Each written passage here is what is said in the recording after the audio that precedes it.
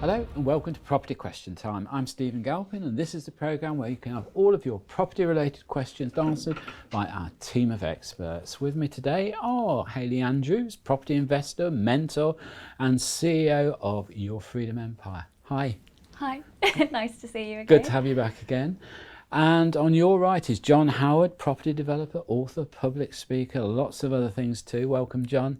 A jack of all trades. Well, I suppose so. I was trying to be polite. Really. Good to be back. Okay, good trip in from Ipswich. It's only an hour, you know that. Ipswich by the sea. Ipswich near London. Right, okay. All right, well, welcome to you both. And Hayley, we're going to get straight on with your first question, which is, do the panel think that lifetime mortgages, which are set for a much longer period than the usual 25 years, and that can be passed down to family members, would help the difficulties for young people faced with high repayments and prohibitive deposits when they're buying these days? There's positives and negatives around lifetime mortgages. The positive thing is, of course, you can release the equity from the property. These types of mortgages are very restrictive. So you have to qualify, be of a certain age, the property has to be of a certain value. The loan to values are quite low and the interest is quite high as well. But you can take out insurance and products that actually cover you if there's any shortfall when that loan needs to be repaid. My understanding of lifetime mortgages is they can't be passed down to generations. So the money that you release from your property, you can spend that however you choose, which obviously is a great positive because it can help your children get onto the property ladder, start a new business, buy a Ferrari, so there's that positive. It's also wealth planning as well. Yeah. What, the Ferrari, yes. So a red one. Yeah, of course. Cool. What other colour would there's only one colour, isn't there, that Steve would have? Yeah. Yeah, absolutely. So there are positives around it, and of course from wealth planning as well, from inheritance tax and things like that. Of course, it can be beneficial to go down that route. What you will normally find is people that actually go for a lifetime mortgage is those that don't qualify for a further advance or a remortgage. Do you think there are enough products on the market at the moment? Yes, absolutely. I mean, that industry, that marketplace has grown massively over the last 5 years. You've got something like over 500 products available, each with their own bells and whistles and different. Amazing, there's a lot out there. And we're talking about first-time buyers here. I mean, we've spoken about this on other shows before. There's lots.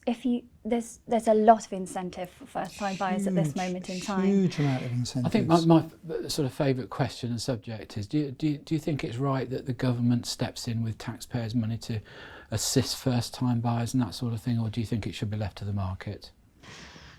I don't have that help, but of course it's a great positive for people that are out there looking to get onto the property ladder. I think any help would be very much appreciated, and of course from a developer's point of view as well, there's lots of help there. I know huge amount of help. Should one taxpayer help another to get an advantage? Help thy neighbour?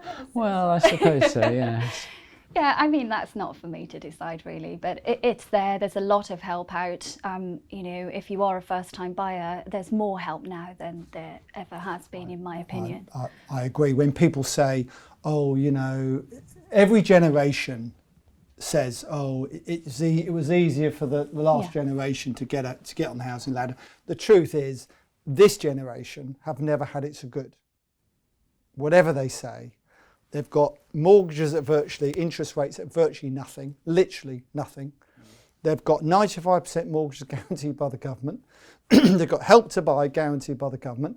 Goodness me, what more do they want? And if they say, well, I want to live around the corner from my mum and dad, but I can't afford to, well, no, you may not be able to afford to, but you can probably afford to live half an hour away. So, I've got no sympathy for them at all. And I know I've taken some stick on this show for saying that at times. But people must always appreciate that politics and property are entwined.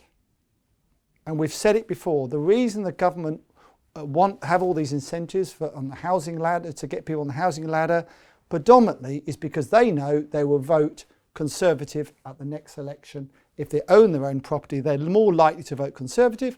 And if they don't, if they're in rental or social housing, they're more likely to vote Labour. And that's a fact. Is that why we've had 12 housing ministers in 10 years then? Well, when you consider that in the last conference 2 years ago, the Conservative conference I was at, that the big push for those 3 days was housing.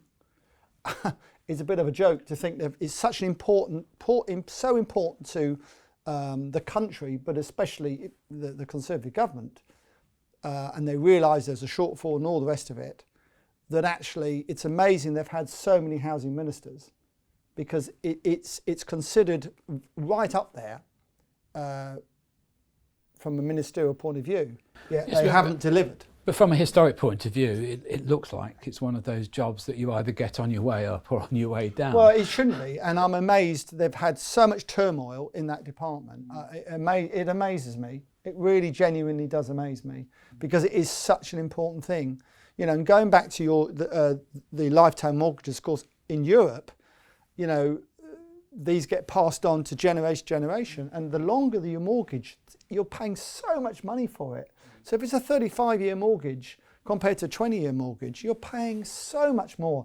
My advice is, if you can reduce the length of your mortgage, do so, because you are saving thousands and thousands of pounds by doing so. Better than paying into a pension, probably, to be honest with you. Well, just on that point, I mean, there's always been the comparison maybe between renting and having a mortgage, and which is cheaper, which is more efficient, or whatever. But of course, if we do start to get back the longer tenancies, i.e. 3-year periods or 5-year periods, that comparison is going to get closer, isn't it? There's going to be almost as much benefit in renting as there is perhaps in buying. Don't you think so? No. Hayley, what do you think? I think it's going to be down to the individual, really, and their aspirations of being a homeowner. I think less people now in the generation that are looking to get onto the ladder actually put so much emphasis, or, I mean, our generation was, you know... I'm glad you're saying our generation, Hayley, because I wish I was your generation, by the way. Stephen definitely wishes he was. I wish, yeah. No, but it was, you know, we wanted to, you know, we wanted to get a good job then, and really, wasn't it? buy a house. And there's still aspirational people around who want to do that, but I understand what you're saying. But the strange thing is, we've come out of Europe, but developed a European attitude towards buying, haven't we? Well, no, we haven't done it. No, I disagree entirely. The biggest thing is get a repayment mortgage, because you're then paying it down. If you have if you have interest only, it's like a rent. I agree with you. But if you had repayment, at least you're paying it down. It might take you a long time, but you're not wasting your money then. Okay. Anything more, Hayley? I kind of, I agree in some aspect, but I mean, if you're looking at leverage, and you know, it depends on what you're doing with the money that you're pulling out. If you're buying a Ferrari, then that's a bad decision. I mean, there's good debt and bad debt. Yes, exactly. If you're putting that into obviously something that produces a very good return, then it may actually be worth you doing that. I think it's very important to make that distinction between buying a property for a return and a profit, or whether it's your home. I agree entirely. I think there's two types of investment there, without question. Yeah. Okay, well, I'll stick with a Ferrari, I think. At your age, so would I. Good, okay. Well, I've got an old age crisis. You asked for that one. I did. Okay, John, your question. Yes. When a developer is assessing the profit potential of his profit, does he look at the market prices in the geographical location of the project and work backwards from those prices to work out what he can afford to purchase the land for? Or does he simply take the land cost of building, add the appropriate profit margins, and work out what the development will sell for in that way? The latter could, I guess, be the riskier calculation. Shall I tell you what I do? Yes, you do. And then Hayley can say, well, I don't do it like that. And you can say, well, I don't do that either. Okay, so what I do is this. I do a lot of conversions. So I'm going to start with a conversion because it's a little bit simpler to do. So what I want to know is, the first question I want to know is, what is the square footage or square meterage? Because once I know that, that's all I need. I can work everything else out from that one fact. So I can work out, when I know what the square footage is, I can work out what the building costs will cost me. I can work out what I'm going to sell for per square foot. I can work the whole lot out. So what I do, I take all costs, including interest, for the whole project, over the period of time, if it's a smaller project, say of 10 flats, say converting 10 flats, for example, I work that over a 2-year period. Because it's all right saying, well, I can, I have everyone, and with the joint ventures I'm doing now, people bring me deals every day and say, I can do this in 9 months. I say, well, you might be able to do it in 9 months, but I'm still working my figures out in 2 years, because it's all about selling that last flat or last house, not the first one, it's the last one. And you can always bet your bottom dollar, can't you, Hayley? There's always one or two that stick at the end. You sell them twice, you get fed up with the damn things. Eventually they sell and we get our profit. So I take all the costs, and on that, I want to make 30% net profit. On the money I'm investing, I want to make 30% net profit. I suppose, time is the one thing most people make a mistake on, isn't it? They just don't calculate it in. The two things are time and Contingency. and contingency, because Bill, how often have I come in 40 years on time and on budget? The only times I've come in on time and on budget is when I've done a bigger scheme and used what I would call proper contractors. I thought you were going to say whenever I was advising you. Well, when you advise me, Stephen, that as well. But what I'm saying is, it's so difficult for a small contractor, small builder, because they just haven't got the resources sometimes. And if something goes wrong, they've probably got 3 other jobs on the go. They're doing this, juggling. It's very, very difficult. I always allow 3 months extra to what the builders say, because then if I've got a joint venture partner, they're not disappointed. And I always allow an extra 3, so I allow 3 months for 2 reasons. One for my joint venture partner, if I've got one, and the other reason, 3 months for the bank. Yeah. You always need that. Keep them on side. Keep everyone on side. You need that what-if contingency, don't you? I only have a 5% contingency if it's new build, and I have a 10% if it's a conversion. I have 15% if it's a listed building. So if it's grade 2 listed, grade 2 star, I want 15%. And I under promise and over deliver. Anything to add to that, Hayley? I completely agree. Have I shocked you? No, Hayley, I'm amazed. That's fantastic. You've obviously read his book. It's giving you a free It's copy. early days. It's early days. All right, guys. Thank you very much for that. That's all we've got time for in this half of the show. Join me again after the break.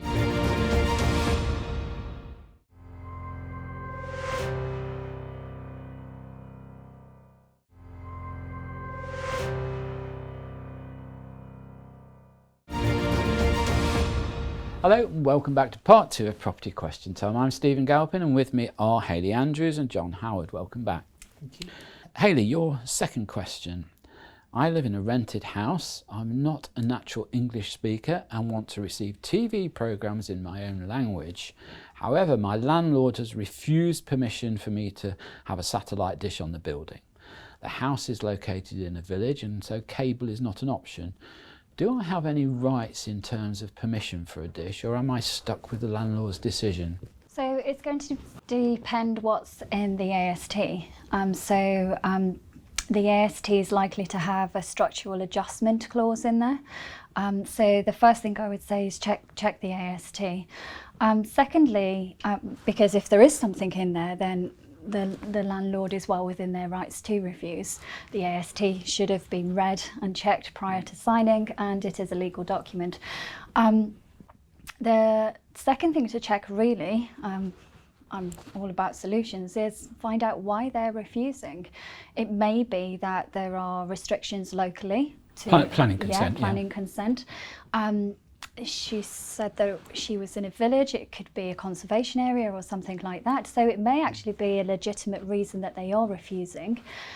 Or it could be down to the fact that they are worried about the property, the brickwork being damaged or the roof being damaged for the installation of a satellite dish. What I would say, or what I'd recommend the tenant doing, is reach out to the landlord to find out what the reason for refusal is.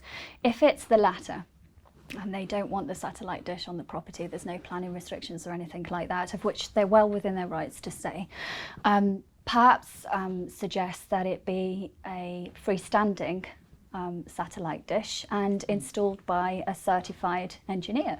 That would be a solution, and I think as a landlord, if someone came to me with that solution, then I may be more inclined to accept. They are quite ugly, these satellite dishes, and big. There's two issues in London, and certainly here you would need planning consent for a dish, which a lot of people ignore.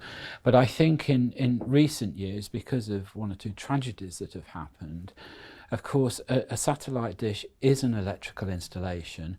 You put it on a balcony in a high-rise block or something, and it's got no way of being isolated from the ground floor if there is a fire or something like that. Yeah, I never thought of that. Yeah. It's a very difficult subject, because I think this applies to a number of issues with tenant-landlord relationships.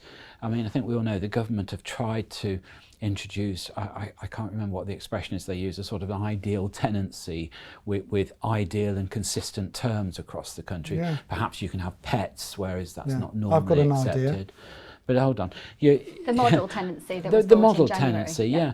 But you see, the problem is there, you are denying a landlord the right to really at least control in some way what goes on in his property, because at the end of the day, quite frankly, it's him that's going to have to put things right if it goes wrong, if the tenant leaves and pets have left a mess or construction has been undertaken illegally or unlawfully. Can I speak now? You can. Thank you.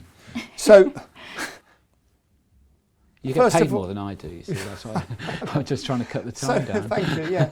So first of all, I'm delighted this lady obviously watches the show online, because she can't, obviously not watching on Why have Sky, we decided it's a lady? I don't know. I think you said it was a lady. No, yeah, I think the question I said I live in a rented house. I'm not an English speaker and want to receive... I think it was a lady. Anyway, the second thing is, you know, the landlord surely has got the right to say whether they want a satellite dish up or not. And that the question should be is when, you know, the point is really that when you take a tenancy, ask the question. Yeah. Don't then go move in and go, well, I want this, I want that. We have it all the time, and it's very difficult. You know, at the end of the day, it's a legal document, and it's there for a reason. It's there for a reason. But you see, even with the planning restriction, I know in London a lot of the argument is where perhaps get, for example, a Bangladesh family move into an apartment, they will say that it's against their human rights to be restricted in not being able to receive a satellite programme in their native language. And you know, I suppose where's it stop? Well, Steve? but where does it stop? I don't know. But that's what the tenancy agreement is for. So if there are restrictions in there or a clause in there, they're the rules. Yeah, but they'll argue that with planning. They're the rules, aren't they? Yeah. They're the rules. So I haven't got a lot of, you know, I'm sorry to hear. I'm delighted she watches the show online, but ultimately... Well, she won't if she hasn't got a dish, will she? Perhaps we should take her cause up. I mean, in short, really, if the landlord refuses and there's a clause in the tenancy agreement that states that she can't make any changes... tough. Yeah, it's tough. It's no different to wanting a dog or a cat, you know, after the horse has bolted. At the end of the day, if you want that, organise that before you sign the tenancy agreement, not afterwards. I can't count how many disputes they've had to adjudicate on, and I think I always say to people, look, you know, the landlord's written the lease, he obviously approved it, you're the tenant, you've signed it, so why don't you both just do what the lease says? Hayley's got a lot more sympathy than I have, I think. Well, I just think I'm just very solution-minded, yes. you know. No, so am I. The solution is move out. Yeah. Or don't move it in the first place. If the worry is that it's going to cause a problem, I mean, if there's planning restrictions or anything like that, then fair enough. You know, that she is refusing on grounds that, you know, she doesn't want to go through that process, or there's restrictions around that happening. But if it's, but also equally and as important, if she's worried, or he is worried about it, damaging their property, the brickwork or the roof, which it can, then there are other solutions that you can look at. And I suppose if they're a good tenant, you want to keep that tenant, I would much rather, you know, well, I think come up with a solution than... Yes. Yeah. No, I understand. I that. agree with both of you. I think, John, you're right to a great degree. You know, as a landlord, you need to Do you have want to just control. repeat that? Because you don't often say that. I don't He often said, John, say you're it. right. No, but you know, Got it recorded now as you well. you must have some right and control over your own course, property. yeah. And Hayley's right. It's a very sensible Yeah, way to sensible approach things attitude, with yeah, I agree. how do we do it? Yeah. Sort of mentality. But Yeah. that's very good. All right, let's move on. John, your second question. I'm about to buy my first property. I'm naturally nervous and don't want to make any mistakes. Should I instruct a full survey of the property or simply rely on my lender's mortgage valuation / inspection? Good question, and a question that I get lots of times. If you're buying a modern house or a block of flat, a flat in a house or a purpose-built flat, I would basically rely on the valuation. Remember, the valuation's not being done for you; it's being done for the mortgager, which is it? Lender. We'll call it the lender. That's simpler. So she is very solution oriented. She's solution orientated. Hayley's on it today. So basically, if there's anything serious wrong with the property, it will flash up and they won't lend you the money. If you're buying an older property that and perhaps you're putting a bigger deposit down than say 10-15%, then maybe have a survey. But I would have the valuation first. Still, make sure you can get the mortgage. Then have the building surveyor in just to pinpoint exactly what needs to be done if it's in poor condition. Yes, I mean quite often a lender's surveyor will say they approve it for the purposes of the mortgage. However, you may wish to look at absolutely A, B, and C. And that's the clue. If it comes back with a clean bill of health, you're pretty okay these days. I mean, you know, I wouldn't want you to waste £1,000, £1,500, £2,000 if it wasn't required. Now, I know some people are worried about crossing the road because it's dangerous. I understand that. But even so, you know, come on, let's be sensible. I suppose the only caveat there, John, is that we're getting a lot more these days of what they call drive-by mortgage surveys, I don't aren't seem we? so lucky to get any of those. You know, Every development we do, the damn surveyor comes round and, you know, huffs and puffs and then goes away. I hear. I mean, do you have any, Hayley, that like that? It's very popular here. I mean, I think of 2 or 3 firms that just do computer valuations now. Well, I suppose if you're only buying 50-60%, that's fair enough. Why would you need to go, especially with the land registry information now? You know, why would they need to go? But some still do, or most still do, I think. But if it's 80-90%, then I think it's important they do. One of the reasons is they go because they need to make sure it actually exists and it's not mortgage fraud, of course, which is a bit of a joke when you think you've got land registry now, you've got this 2 sets of lawyers. You know, the lawyers these days, of course, are under huge pressure. Money laundering, all these other things. They're under massive pressure to prove that the person purchasing is genuine. And how many times you have to give your passport to a solicitor and a, you know, an electricity bill or something? It's ridiculous. Yet, do you know that in London last year, something like 25% of all property purchasers were involved in money laundering? Still. And the other city that was the most, apart from London, was Edinburgh. Amazing to think they make us go through everything to prove that it's, you know, it isn't money laundering. Yet 25% of the purchases in London were involved. It's amazing.